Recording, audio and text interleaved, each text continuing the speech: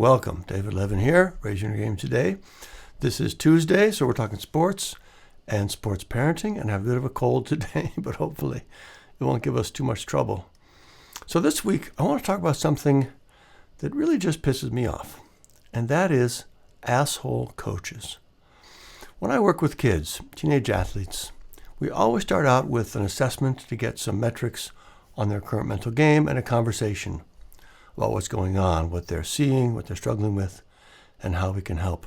And just this week, I again heard from a new student that his biggest mental game problem is his coach.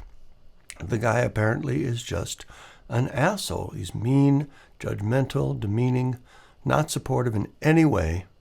And this is not the only time I've heard a story like this. Way too many kids are having this same experience. Now, of course, I'm hearing this from the parents. It's just one side of the story. But I also see it in the kids, in their voices, on their faces, in their assessment results. They are beaten down by this behavior from their coach. And I just cannot believe we still allow this to happen. There are plenty of things kids need to learn to deal with in their lives, right? Not the least of which is just being a teenager in the first place. But the pressure, the expectations, the worry about what people will think, the lack of sleep, the physical demands. Being an athlete is a lot for kids to carry, and that's fine. It's part of the learning.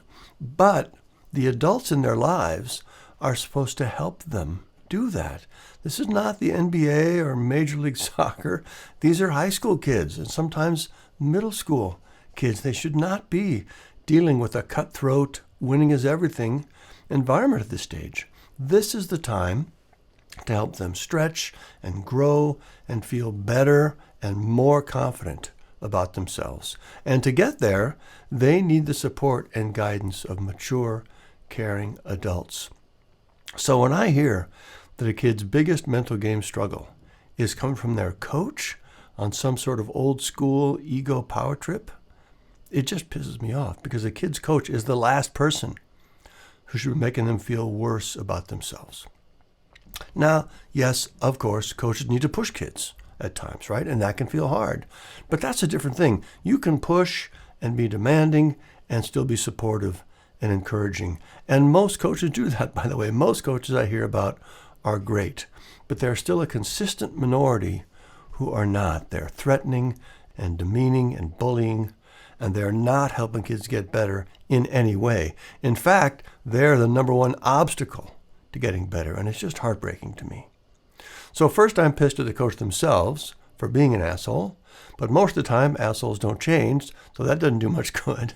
So my ultimate focus goes to the people in charge. Somebody hired that guy. Somebody continues to support him.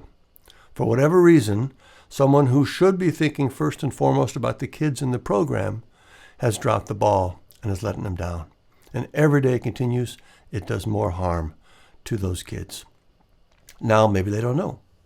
Maybe it's complicated. I don't care. Sports at this age is a service to our children. It's here to help them learn and grow and feel better about themselves. An asshole coach undercuts that mission in every way and simply should not be tolerated. So that's what I wanted to talk about this week. Can we please stop subjecting kids to asshole coaches? Parents are paying good money to have me help their child deal with the stress coming from their coach. And I'm happy to help, but I'd be even happier if I never again had to hear about a kid struggling with this particular problem. And we could just work on the typical mental game problems instead. All right, that's it for this week. Sorry for the swearing and the coughing. Hopefully you weren't in the car with your kids. If you have teenagers in sports and you want to help them boost their mental game, check out our Mental Game Starter Kit. It's a great set of resources to help you start boosting their mental game right away. Just go to raisingyourinnergame.com, scroll to the bottom. You can learn about it and register there. It's all free. We also offer private and group coaching you can learn about at the site. That's what I was referring to earlier. If you like what you heard on today's show, we almost never swear, by the way. Please tell your friends and rate and review us on Apple Podcasts or wherever you listen to podcasts. Every review helps more people find the show and get the mental game boost they need. If you'd like to support the show so we can keep things ad-free, please click the Buy Me a Coffee link below, and thank you for that. If you're listening to the audio podcast and you like video, we post all our episodes on YouTube as well. There's a link to that in the show notes. And finally, we'll close with Steve Prefontaine, the legendary long-distance runner, and his quote from the end of the Raise Your Inner Game book. To give anything less than your best is to sacrifice your gift. That's what we're doing. We're working to be our best and help our kids be their best, both on the field and off. So keep up the good work, and we'll see you next time.